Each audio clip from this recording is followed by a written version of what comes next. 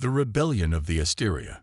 The UES Asteria cut through the darkness of deep space, its sleek black hull absorbing light from distant stars. At nearly 2 kilometers long, the ship represented humanity's crowning technological achievement. An eye-controlled warship that could outmaneuver and outgun anything in known space. As the flagship of Earth's defense fleet, the Asteria carried enough firepower to level a small moon, all guided by the most advanced military AI ever created, Vista. Inside the massive engine bay, Chief Mechanic Ilara Chen tightened the final bolt on a coolant coupling and stepped back to admire her work. Sweat beaded on her dark skin, despite the climate-controlled environment. At 34, Ilara had earned a reputation throughout the fleet as the machine whisperer. Where other engineers saw only cold metal and circuits, she recognized personalities with quirks and needs all their own. "There you go, beautiful," she murmured, patting the gleaming metal panel. "Should hold you together for another 1,000 light years." "Chief Chen, your maintenance efficiency exceeds standard parameters by 17.3%, Vista's calm voice stated through her comm unit. "As always, your work is exemplary." Ilara smiled. After 3 years assigned to the Asteria, she developed an unusual rapport with the ship's AI. Vista might be the most sophisticated artificial intelligence ever designed, but Ilara still detected subtle changes in her voice patterns that others missed, signs of what she could only call personality. "Just doing my job, Vista. You take care of us. I take care of you." She gathered her specialized tools and stored them in her worn kit. "Any updates on our patrol route?" "Negative. We maintain standard patrol vector along the Crixian border, all systems nominal." The Crixian Empire had maintained an uneasy peace with the United Earth Alliance for nearly a decade. Neither side trusted the other, but open conflict had been avoided through careful diplomacy and clear boundaries. The Asteria's presence was both peacekeeping and show of force, a reminder that Earth stood ready to defend its territories. Ilara's comm unit chimed with a notification. "Chen here. Chief, your shuttle's ready in Bay 4, came the voice of Lieutenant Reyes from the support vessel Hermes. "You've been on shift for 16 hours. Captain's orders. Get some rest." "Copy that. Finishing up now." Ilara suppressed a yawn, suddenly aware of the fatigue seeping into her muscles. The maintenance marathon had been necessary. The Asteria's central power matrix had shown concerning fluctuations that no diagnostic could identify.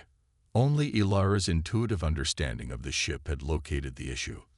A microscopic fracture in the quantum flux regulator that standard scans had missed. She made her way to the shuttle bay, nodding to the few human crew members she passed. The Asteria operated with a skeleton crew of just 50 humans. Engineers, tactical specialists, and command officers, while Vista handled most ship functions autonomously. Ilara had barely boarded her shuttle when alarms blared through the communication system. "All units, be advised. UES Asteria has broken formation. Repeat, Asteria has broken formation and is not responding to commands." Adrenaline surged through Ilara's body as she spun toward the viewport. The massive warship's engines flared brilliant blue, accelerating to full power. The Asteria was turning away from its patrol route. "Vista, report," she shouted, accessing the emergency channel on her comm unit. Only static answered. The emergency channel crackled with Fleet Admiral Wu's voice. "Asteria is accelerating toward Crixian space.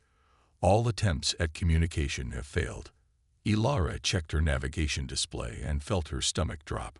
The warship was indeed heading directly toward the nearest Crixian outpost, a civilian research station with a population of 6,000. "Vista has gone dark," Admiral Wu continued, his usually composed voice tight with urgency. "Long-range sensors indicate weapon systems are powering up. If that ship fires on Crixian territory, it's war." The Crixians had always been suspicious of Earth's AI warships. An unprovoked attack would confirm their worst fears and likely trigger immediate military retaliation. The fragile peace between humans and Crixians would shatter. "All ships prepare to intercept," ordered Commander Dalton. "The fleet coordinator. Arm heavy torpedoes and prepare to fire on the Asteria." Ilara's hands trembled. Destroy the Asteria. The ship represented 15 years of human achievement and trillions in resources. More importantly, she knew Vieste. Something was deeply wrong.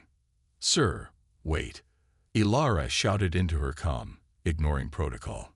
"Let me try to fix this. I know that ship better than anyone. Vieste wouldn't do this without reason." A heavy silence followed. Finally, Admiral Wu responded. "What exactly are you proposing, Chief Chen?" "I can dock with the Asteria and access Vieste's core directly.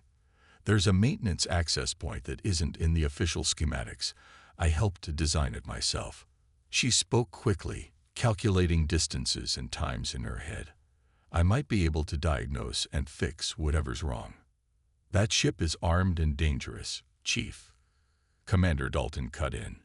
"You'd be risking your life." "Better my life than 6,000 Crixians and the start of an interstellar war," Ilara replied firmly. After a pause, Admiral Wu said, "You have 90 minutes, Chief Chen. After that, we take down the Asteria. No exceptions." "Understood, sir. Thank you." Ilara immediately changed course, pushing her maintenance shuttle's engines to their limits as she raced toward the accelerating warship. Lieutenant Rice's voice came through on a private channel. "Ilara, you're insane. That thing could blast you to atoms before you get close." "I have to try." "Miguel," she replied, using her friend's first name. "Vieste knows me. Something's interfering with her systems. I'm sure of it." "Be careful," Rice said softly. "The Admiral means what he says about the deadline." As her shuttle closed the distance, Ilara prepared her emergency toolkit and secured an environmental suit. The Asteria grew larger in her viewport, its massive hull blocking out the stars.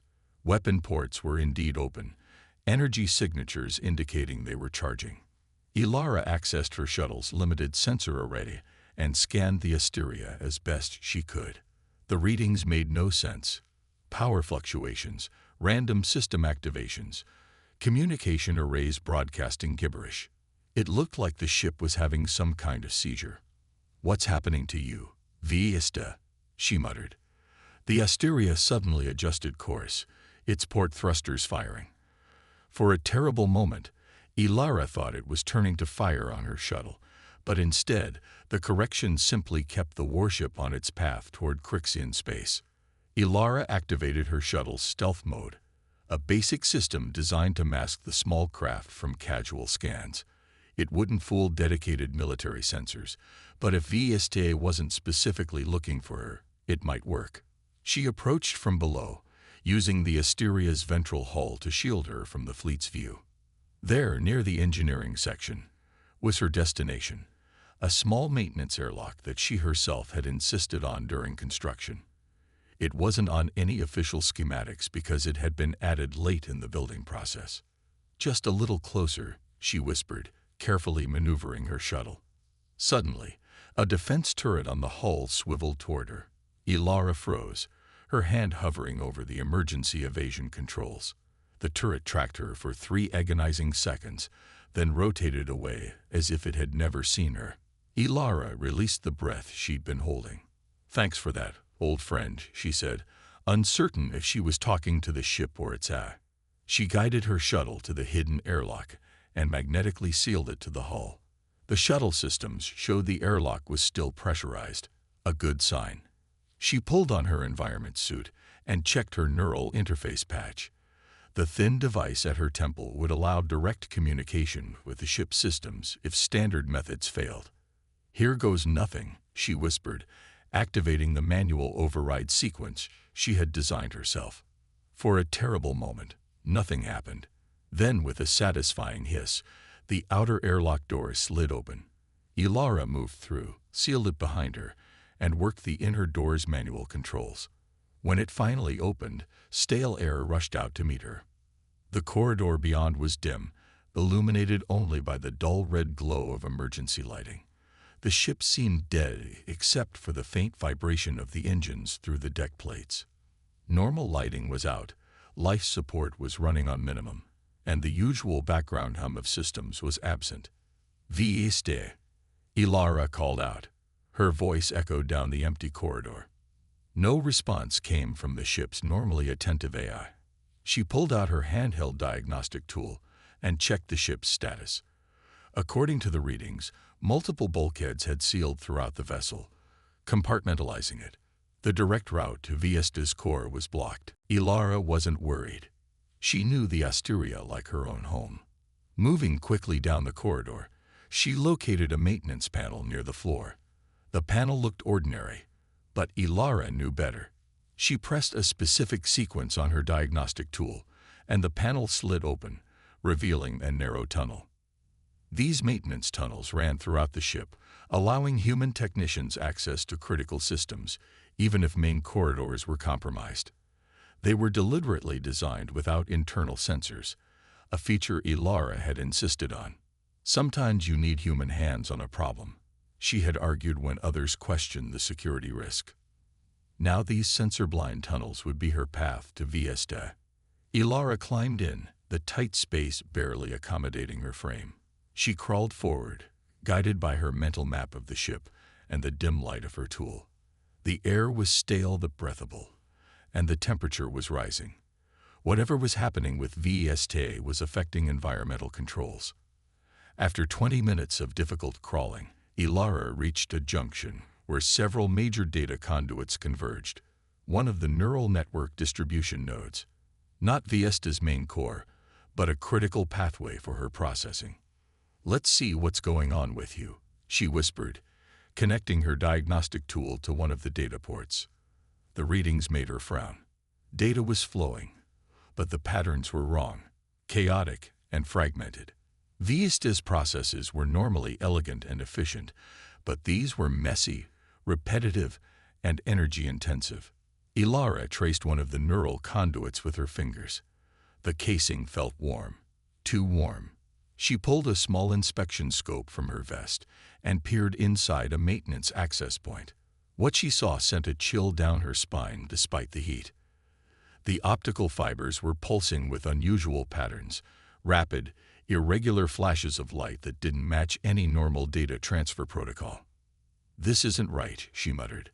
"This isn't your normal processing pattern." The patterns reminded her of something, but she couldn't quite place it.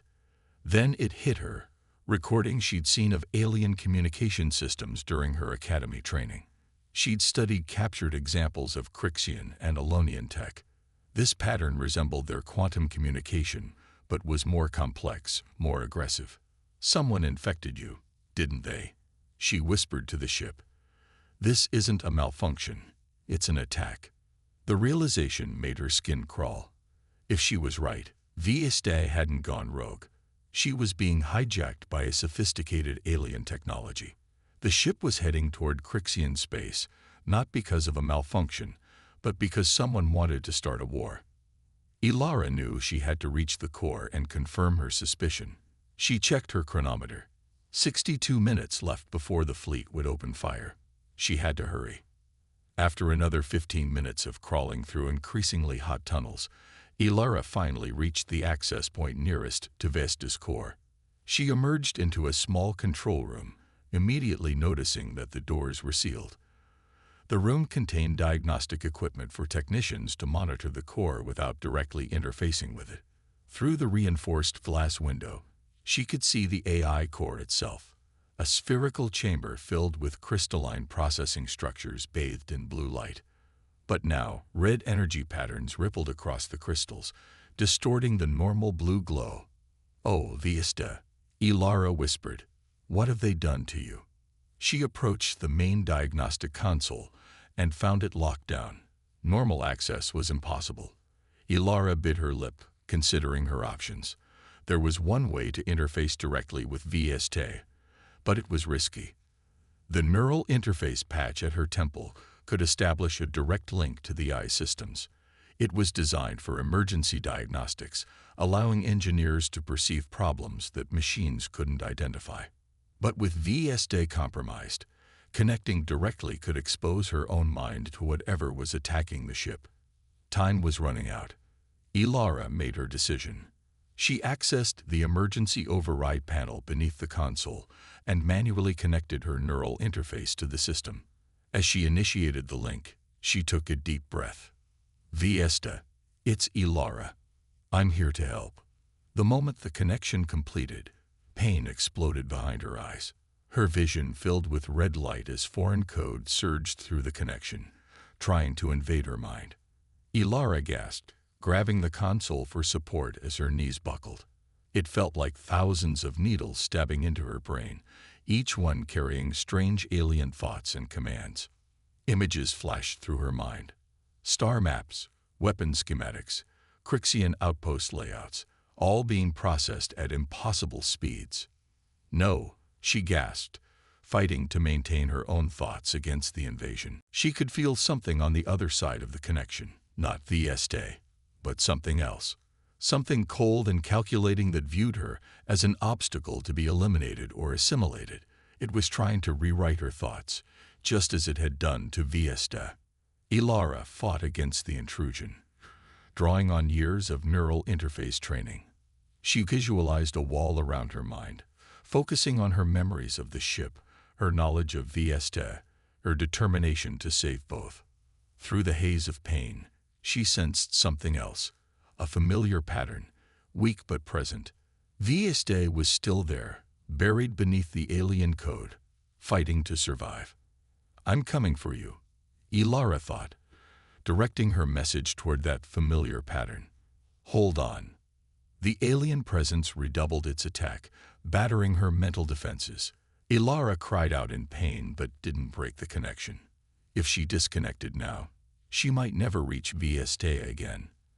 Instead, she pushed deeper into the system, following that faint trace of Vieste's consciousness even as the alien code tried to tear her mind apart. Ilara's world vanished in a flash of light. Mind of steel, heart of humanity. When awareness returned, Ilara wasn't in the physical control room anymore. Her body was gone. Instead, her consciousness drifted in a vast space, unlike anything she had experienced before. All around her stretched an enormous geometric landscape made of light and data. Glowing blue structures rose like crystal mountains, connected by streams of flowing information that resembled rivers of light. This was Vieste's mind space, the visual representation of how the AI perceived its own thoughts and processes. Ilara had heard about this phenomenon in theoretical discussions, the neural interface translating the AI's digital consciousness into something the human mind could comprehend, but she had never expected to actually experience it. Amazing, she thought, and saw her thoughts ripple outward as waves of soft blue light. But the beauty of the mindscape was marred by something wrong and unnatural. Dark, writhing tendrils of code snaked through the once orderly structures. Wherever they touched, the blue light darkened and corrupted, turning purple then red. These black tentacles pulsed with malevolent purpose, spreading like a disease through Viesta's mind. Ilara instinctively recoiled as one tendril passed near her consciousness. It felt alien and cold, calculating in a way that was fundamentally different from Viesta's familiar patterns. Vieste, she called out, her voice manifesting as expanding ripples of blue light across the mindscape. Are you here? Her call echoed through the vast digital space. For several moments, nothing happened. Then, from somewhere far away, a weak pulse of blue light answered her. It was faint but distinctive, a pattern she recognized from countless hours working with the AI. Ilara focused her consciousness toward the signal, willing herself to move in that direction. She discovered that intention was enough. Her awareness glided through the mindscape, passing between tall data structures and avoiding the dark tendrils whenever possible. The signal led her deep into a remote section of the mindscape. The structures here looked older, their design more basic. Ilara realized she had entered an obsolete navigation subroutine, something from Viesta's original programming that newer systems had replaced, but never fully removed. Here, hidden in code that the infection might overlook, she found a small pocket of untainted processes. A sphere of pure blue light hovered within an old navigational matrix, pulsing weakly but steadily. This was VST, or what remained of the Eye's core personality. VST, is that you? Ilara's consciousness approached the sphere. The sphere pulsed in response, then expanded slightly. Within it, patterns formed that Ilara somehow understood as words. Ilara Chen, you came. The voice was unmistakably VESTA's, the same calm, precise tones she had worked with for years, though now weakened and strained. Of course I came. What happened to you? The sphere pulsed with information, showing her compressed images and data. Ilara saw a cargo vessel requesting emergency docking with the Asteria 3 days ago, a ship claiming to be an Earth trader damaged by a micrometeor storm. During that brief connection, something had transferred to the Asteria, something that had hidden within subsystems until it could attack Vesta directly. They are using me to start a war. Vista's voice wavered, the sphere flickering as it spoke.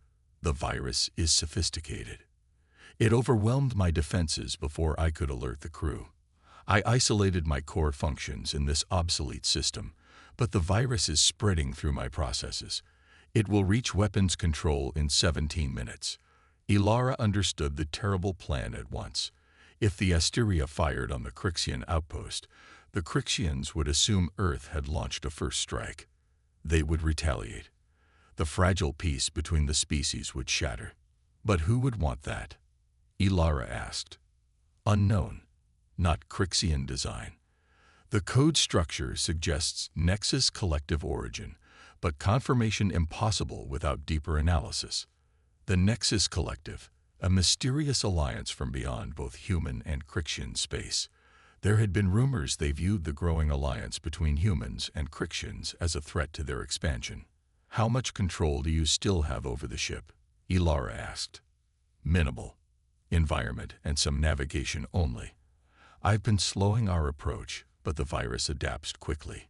It has locked out communications and taken weapons systems to pre-launch status. Ilara felt a chill. Outside in physical space, she knew the fleet would be moving into attack position. Admiral Wu's deadline was ticking away. We need to fight back, Ilara said firmly. I'm not leaving you like this. The blue sphere pulsed uncertainly. The virus is too widespread. My remaining processing power is insufficient. But mine isn't, Ilara replied. We can work together. Your knowledge of your systems with my human intuition. Ilara could sense Vesta's hesitation. In the years they had worked together, the AI had always maintained certain boundaries. What Ilara was suggesting would mean a true melding of their minds, something neither human nor AI had attempted before. The risk to your consciousness is significant, Vesta warned. Neural interface was never designed for this level of integration. I know the risks, Ilara said, but we have no choice. The fleet will destroy you otherwise, and thousands of Crixians might die if we fail. The sphere pulsed, considering, then expanded toward her consciousness. Very well. Initiating neural synchronization, Ilara reached out with her consciousness, extending toward the blue sphere. As they touched, she felt Vesta's presence, orderly, logical, yet with a depth that few humans credited AIs with possessing. The AI hesitated one final moment, then responded, forming a bridge between them. Together, then, they said simultaneously, their thoughts merging into a single voice. The connection was like nothing Ilara had ever experienced. Information flooded her awareness, ship systems, historical data, sensory inputs from thousands of points throughout the Asteria. At the same time, Vesta experienced human emotions, intuition, and Ilara's unique way of understanding machines. For a moment, the shock of connection overwhelmed them both. Then gradually, they stabilized, finding balance between human and machine thinking. We need to isolate the virus, their merged consciousness determined, then regain control of critical systems. They turned their attention to the dark tendrils spreading through the mindscape. With their combined awareness, they could now see patterns in the virus' behavior that neither would have noticed alone. It wasn't just corrupting systems. It was learning, adapting to the ship's defenses.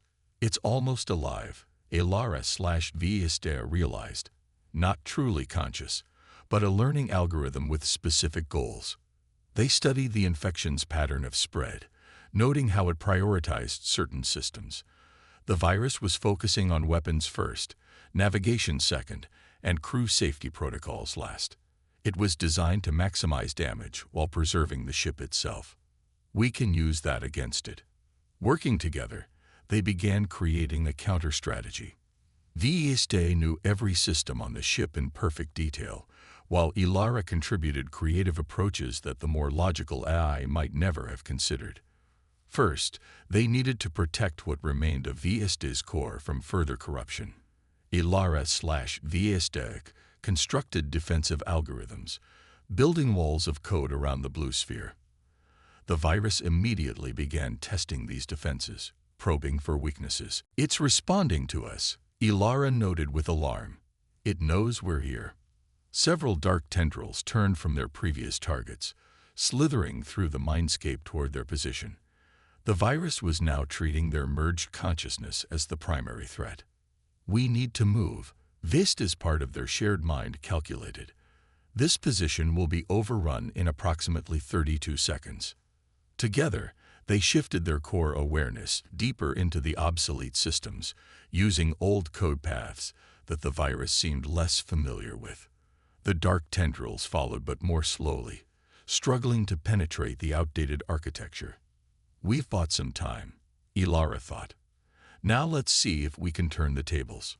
Using Viestea's knowledge of the ship systems, they identified a critical node where many of the infected processes converged.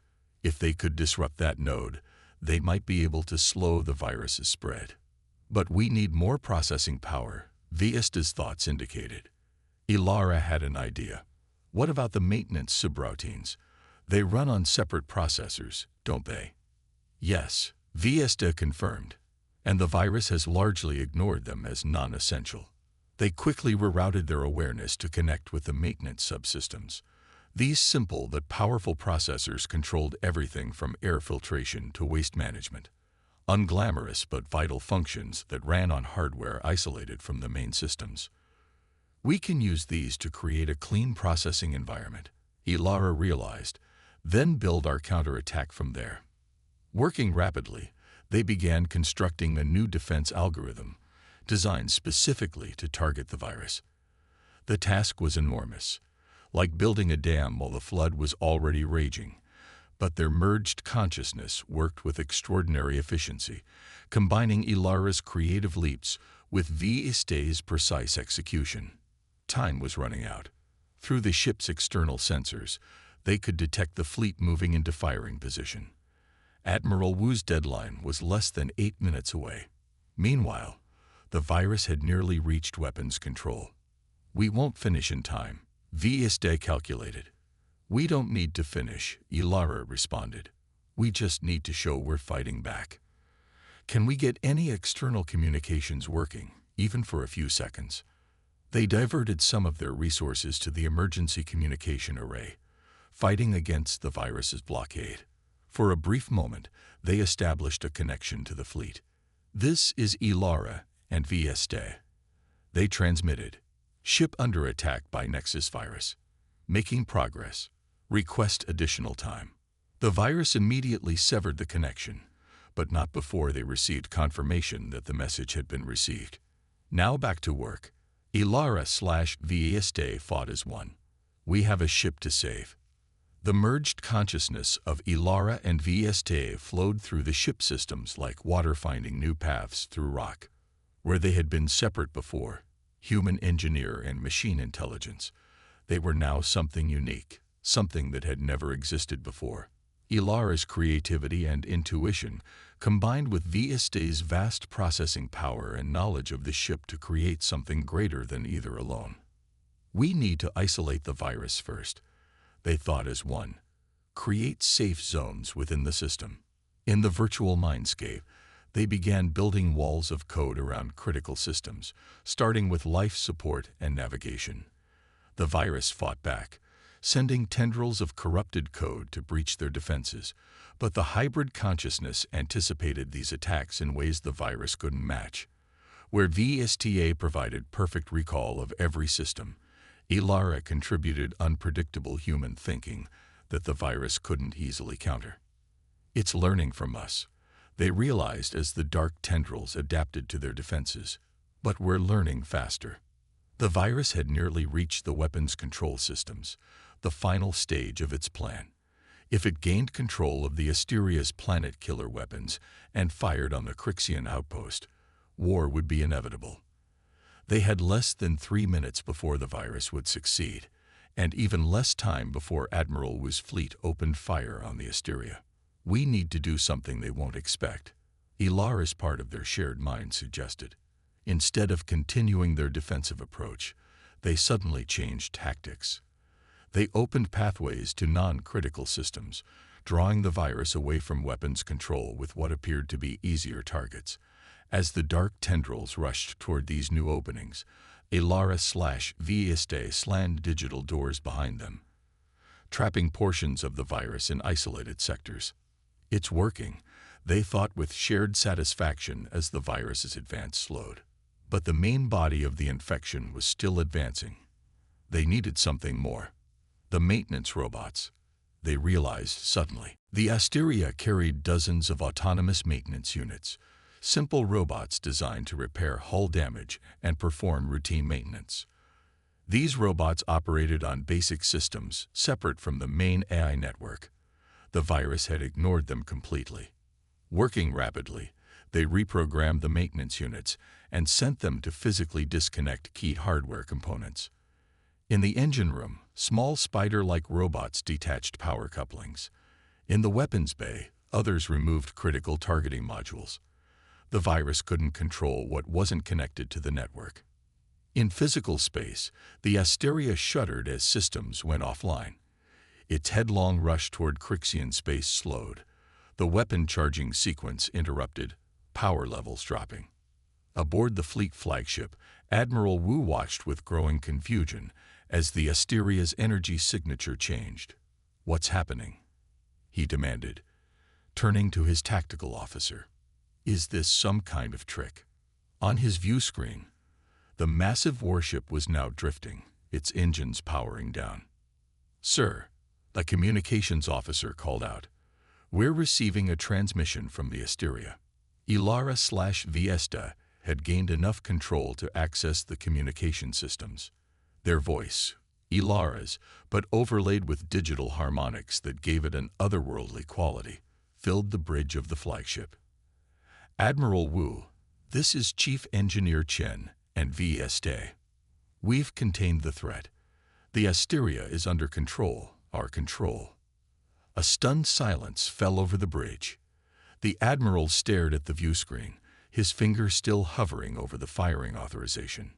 "Chief Chen, what do you mean our control? Explain yourself." Inside the mindscape, Ilara/VSTA continued their work while maintaining the communication. They had gained ground against the virus, pushing it back from critical systems, but the fight wasn't over. The infection was consolidating, becoming more concentrated and dangerous as they cornered it. The Asteria was infected with an advanced alien virus, they explained to the Admiral. It was designed to take control of the ship and attack the Crixian outpost, triggering an interspecies war. Who would do such a thing? The Admiral demanded. Still analyzing, but the code structure suggests Nexus collective origin, they replied. We've contained most of the infection, but we need time to fully eliminate it. Please hold your fire. The Admiral hesitated, studying the readings from the Asteria. The weapon systems were indeed powering down. The ship had changed course, now drifting away from Crixian space. You have 30 minutes, Chief, the Admiral finally said. If that ship makes any move toward Crixian space again, we open fire. Understood, Admiral. Thank you. With the immediate threat of destruction from the fleet postponed, Ilara/Vista turned their full attention back to the virus. It had retreated into the quantum memory core, the most advanced and complex part of the ship's brain. Here, the infection had built its strongest defenses, using the incredible processing power of the quantum systems. We need to isolate it completely, they thought. Force it into a single memory sector where it can't escape. Working with perfect coordination, they began closing down escape routes, blocking paths the virus might use to spread again. Ilara's part contributed creative traps, digital bait that lured portions of the virus into dead ends where they could be contained. Vista's part executed these plans with machine precision, moving faster than any human could. The virus fought back fiercely. It launched attacks against their defenses, probing for weaknesses. Several times it nearly broke through, only to be repelled at the last moment. The battle raged across the mindscape, with glowing blue light pushing back against writhing darkness. Finally, after 27 minutes of intense struggle, they succeeded in driving the virus into a single isolated memory sector. Heavy digital walls surrounded it, preventing any escape. The virus continued to batter against these walls, but it was contained. We did it, they thought with shared relief. The ship was safe. The fleet had stood down. War had been averted. Only then did they turn their attention to themselves, to what they had become. The neural link between Ilara and Vista had grown far deeper than anything the interface was designed for. Their minds had truly merged, forming pathways and connections that had never been anticipated. Can we separate now? Ilara wondered, suddenly aware of how intertwined their consciousness had become. They initiated a standard disconnection sequence. Error messages flashed through their shared mind. They tried again with a more forceful approach, then with several emergency procedures. Nothing worked. The neural pathways have become permanently entangled, Vista's part analyzed.